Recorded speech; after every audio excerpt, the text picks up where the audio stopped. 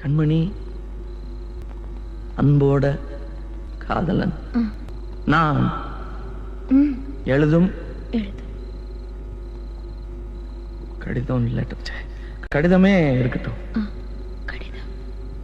படி. கண்மணி, அன்போடு காதலன் நான் எழுதும் கடிதமே.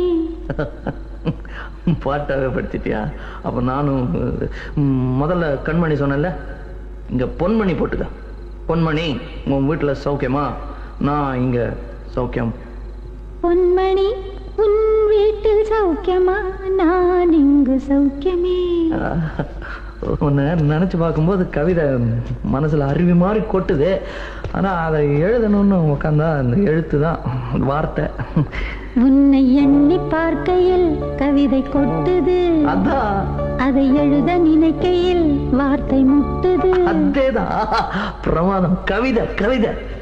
கண்மணி, அன்போடு காதலன் நான் எழுதும் கடிதமே. பொன்மணி, உன் வீட்டில் சௌக்கியமா?